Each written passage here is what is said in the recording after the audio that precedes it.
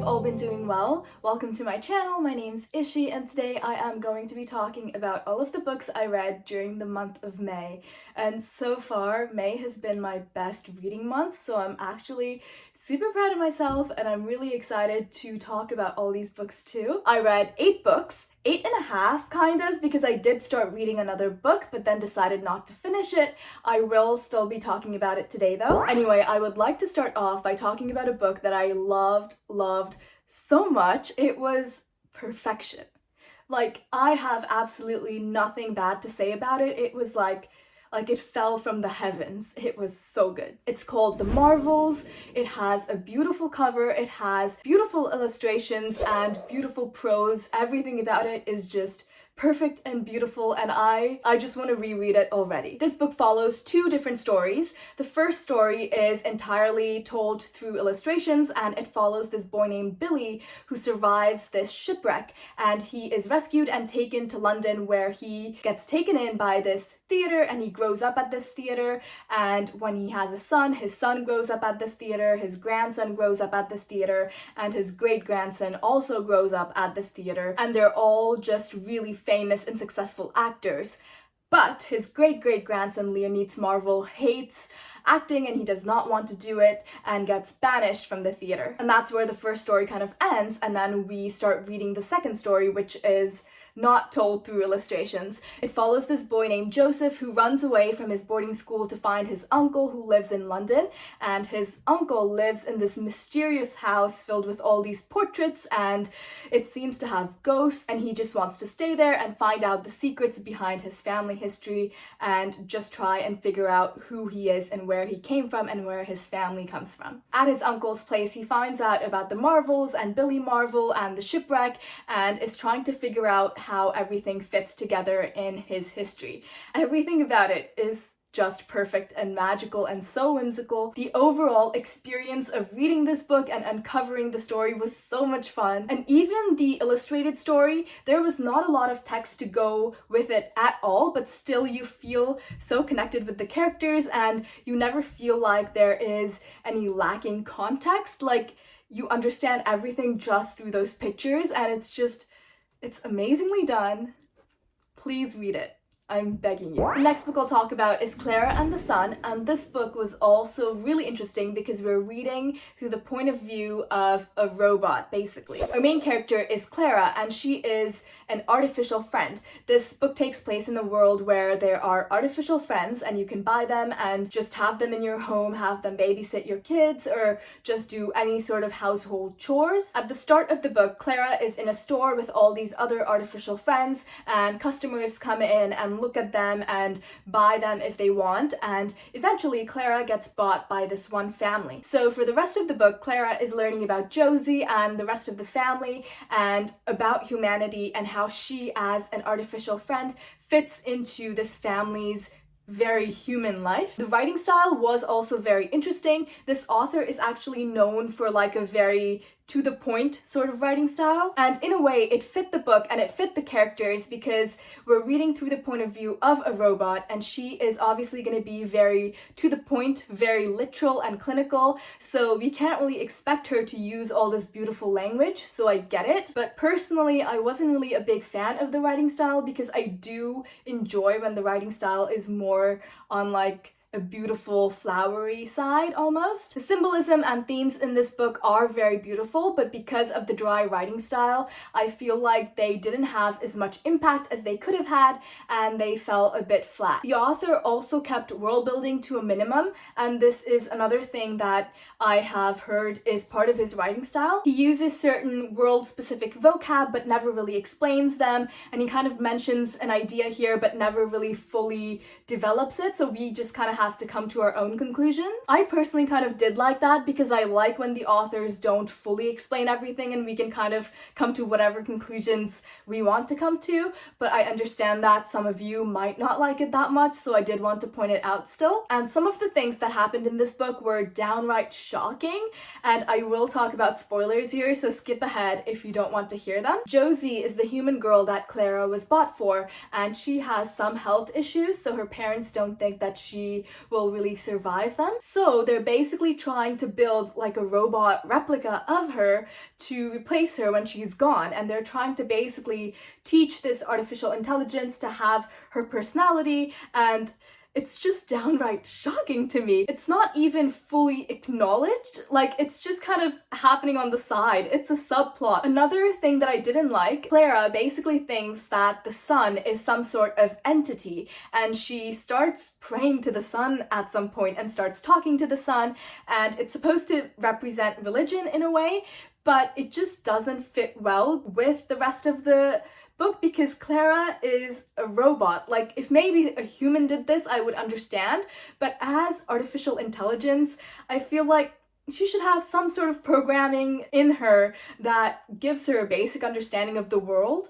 So I just thought that was a bit weird. But regardless of all that, I couldn't help but love Clara in a way. She is so naive and optimistic about the world, and I love seeing the world through her eyes and getting to understand the world the way she sees it. I wouldn't say this was a perfect read, but I did really enjoy it, and I ended up giving it 4 stars. The next book I'd like to talk about is Beasts of Prey. I actually started this book back in August of 2021. I had an arc for it, but I never actually got around to finishing it. Recently, I came across the audiobook, and it was just much more convenient to listen to it while driving or listen to it just around the house, and I finally made my way through it, and I really enjoyed it. We followed 2 main characters, Kofi and Ekon. Kofi works at the night zoo. Her parents worked at the night zoo. She has a magical ability that later comes to life and changes her situation quite a bit. Ekon is destined to become a son of the Six, who are these esteemed warriors, and due to some unique circumstances, the 2 of them end up crossing paths and hunting the Shitani together. The Shitani is basically like this huge monster that lives near where they live and has been killing people for years. I really liked this book, and I loved Kofi and Ekon too.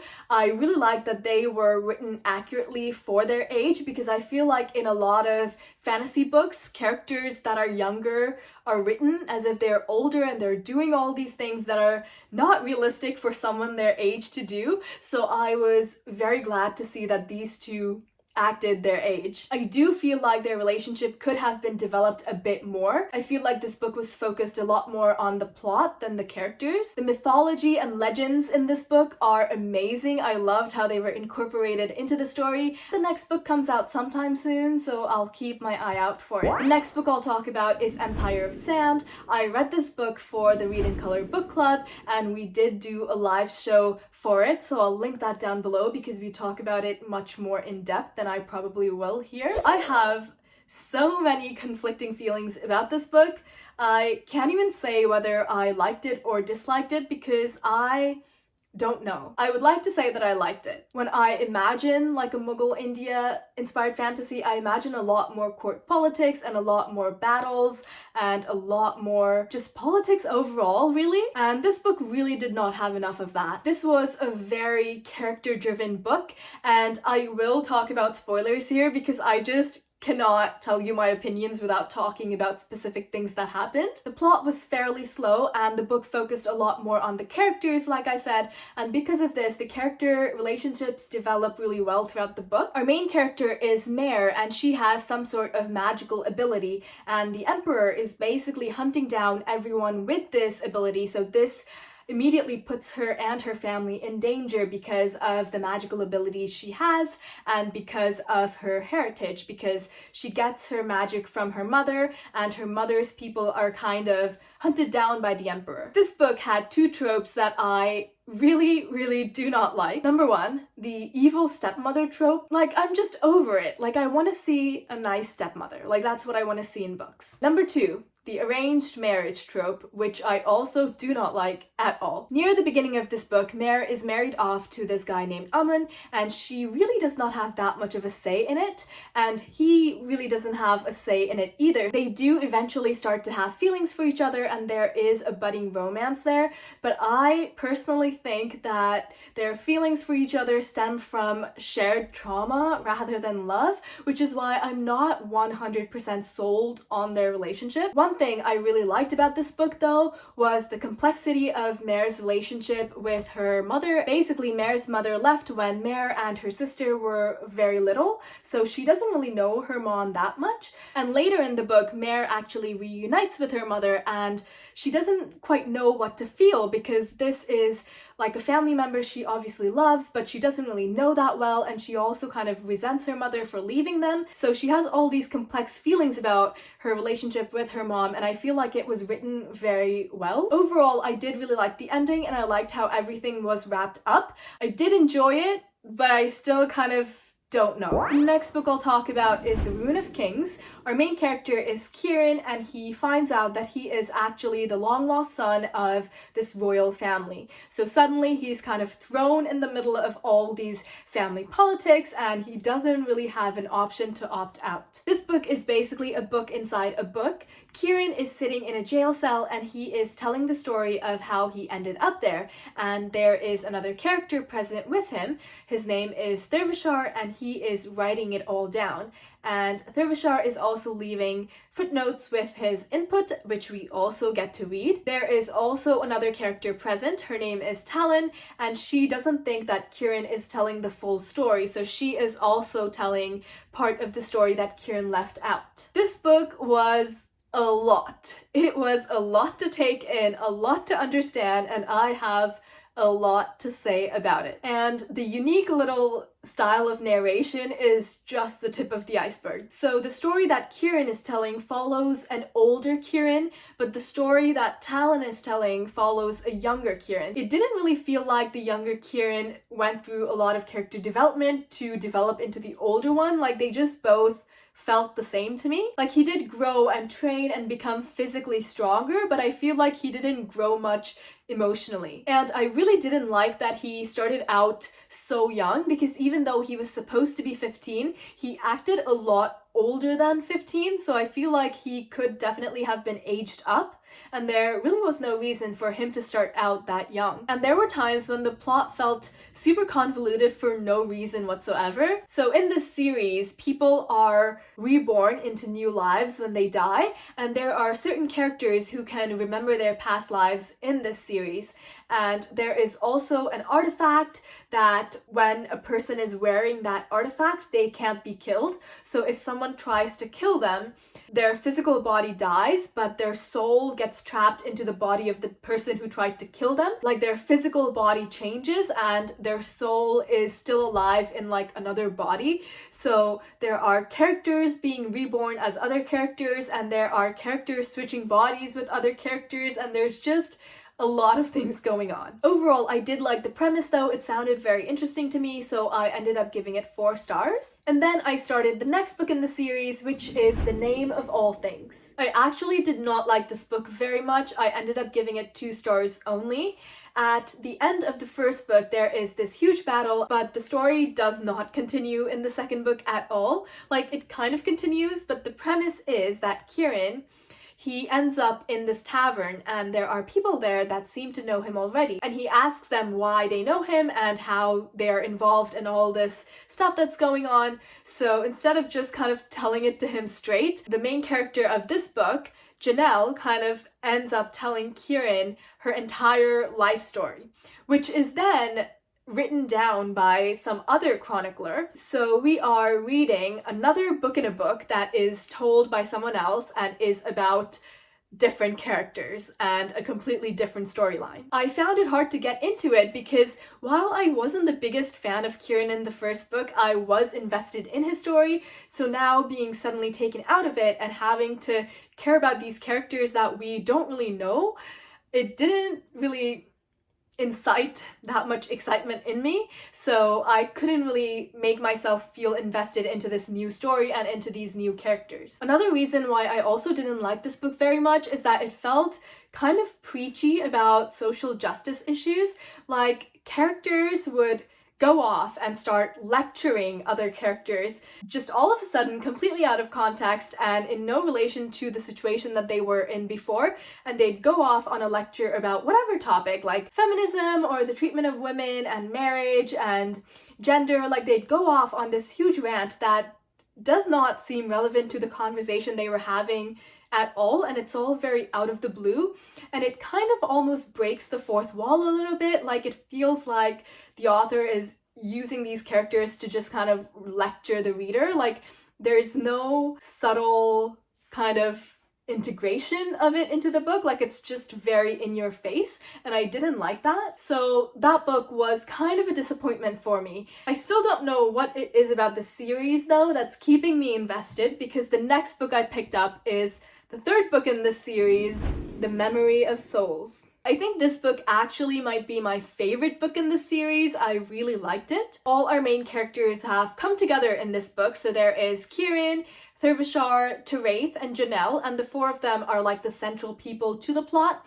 And by the time we get around to this book, we are fairly certain of what their backgrounds are like and what their relationships are like with each other. So I really enjoyed getting to read about the four of them all in one location. And the format of this book kind of is the same. And the first and second book that we read before this one are actual books in this world that Thurvashar and another character, Senere, have written and passed on to other characters. So Thurvashar can now refer to the books that he's written. So, for example, he would say something like, in the first book that I gave to so-and-so character, this would have happened, but we actually later found out this. So I found that to be like very cool. And by the time this book rolls around, quite a few characters start remembering their past lives and start remembering who they were in their past lives and who they knew. And the characters that we follow now were all like alive at the same time in their past lives, and they all had different relationships with each other than they do now. And some characters switched bodies and switched souls, and all these things are happening. So it is still quite confusing, but you kind of have a bit more understanding of it just from reading the first two books. But it is still all very confusing. One thing I really liked about the book is that almost all of the characters are quite morally ambiguous. The villains from the last book have kind of become allies in this one, and the people who used to be allies in the last book are kind of showing their true colors of sorts and have betrayed people and backstabbed people and actually ended up being villains. And some of our main crew of characters are starting to ally with different people, so there's a lot of complex relationships and dynamics going on. And overall, I really did enjoy this book. I really liked all the characters and their relationships with one another, especially Kieran, Teraith, and Janelle. And I just really liked this book and was really looking forward to the next book. And obviously the next book I ended up reading was the fourth book, The House of Always. I liked this book more than the first two books, but less than the third one. This book is 90% character focused and 10% plot focused. The plot that we left off at the end of the third book doesn't actually progress in any way until like almost the very end of this book, which I was kind of a little bit bitter about because I was really looking forward to seeing that plot progress, but it really did not go anywhere for a while. The premise of this book is that all of our main characters, there are like 13 of them, are brought to this room and they cannot leave because of some sort of magic. And they are also forced to share their memories with each other and relive their memories together. So every one of them, like all 13 of them, are seeing each other's memories of what really happened. And it's interesting because some of the characters present in this room are characters that betrayed some of the other characters also present in this room. So you can kind of see like why the characters did what they did, and the people that got betrayed understood why they got betrayed and all these things. So there was a lot of drama and there was a lot of angst. And these memories were basically what we were reading about. And since these are memories, they happened in the past. So a lot of this book were just memories of the past, and the present plot didn't actually move forward until like the very end of the book. If I'm completely honest, I was not that big a fan of this premise. Like, it felt a bit fanfiction-ish to me, like Tumblr headcanon-ish, where all these characters that probably would not have come across each other, or probably like they don't even know each other in some cases. And because there's like 13 of them in there, I keep saying 13, but I actually don't remember the right number. But there were a lot of them in there, and sometimes it was hard to remember which one was talking, and there was just too many people at the same time. And it was a lot. Also, back in the first book, we established that when people die, they could be brought back to life. So because of this, every time someone died, I wasn't like too hurt about it, because I'm like, oh, like they're obviously just gonna come back to life, and they did. So the stakes didn't really feel that high. I did really like the ending though, and when the plot finally moved forward, I really liked how the plot moved forward, and I liked where all the characters ended up at the end, and I thought this was the last book in the series. I am so upset to find out that it's actually not, because I was kind of on like a bit of a binge with this series. Like I read them one after the other and finished them all within like a week and a half-ish. And I'm just a little bit worried that when the 5th book in the series finally comes out, I just would have lost this feverish interest that I've had in it for this past week. So I'm hoping that I'm still interested in the series as a whole when the next book comes out. And last and the least is a book that I DNF'd. I just could not read it anymore. Beyond the Black Door. I read about half of it, like this much of it. So I think I read until page 140-ish. That's quite a lot that I read before I decided not to read it anymore. And I am so disappointed, because I was really looking forward to this book for like several months. It follows this girl who has the ability to walk through people's souls, and her mother also had this ability, and from a young age she learned to walk through people's souls, and there was always this black door that was present everywhere she went, and she was forbidden by her mother to ever go near it or touch it or open it. One day when she's like 10, I think, she touches this door and finds out that she can hear heartbeats from it as if it were alive, and as if there was something alive on the other side. And when she's older, she finally opens this door. It started off in like a very info dumpy way, and I do not like when books are that info dumpy, especially near the first couple pages. Like I like being thrown in and having to figure stuff out. So in the beginning, when the character goes off on this whole thing about when I was 5 years old, my mother explained to me about walking through souls and blah, blah, blah, blah, blah. And it was just explained in a way that was very, very boring. And then it didn't even skip ahead to when she's older. Like it goes on to when I was 7, like this happened, and when I was 10, like this happened. And by the time I got to like the actual present day of the character's present age, I was just so bored out of my mind that I did not want to finish the book at all. But I persevered through until quite a bit longer than I really wanted to, and just nothing about it sparked my interest, and it just was not, it was just not it. I was actually really interested in the plot, and I liked the characters, and I liked the plot, and the premise was fascinating. Like I liked everything about this book except for the writing style. The writing style was just boring and hard to read, and that is why I decided to stop reading it. I would still recommend though, like maybe it's for you. It just was not for me. Those are all of the books I read, and in one case did not read during the month of May. I'm actually really, really happy with how my month of reading went, and please let me know if you have read any of these books, and let me know how your month of reading was. What books did you read that you really, really liked? Because I do always appreciate book recommendations. My name's Ishi. Thank you so much for spending time with me, and I hope your day is as wonderful as you are.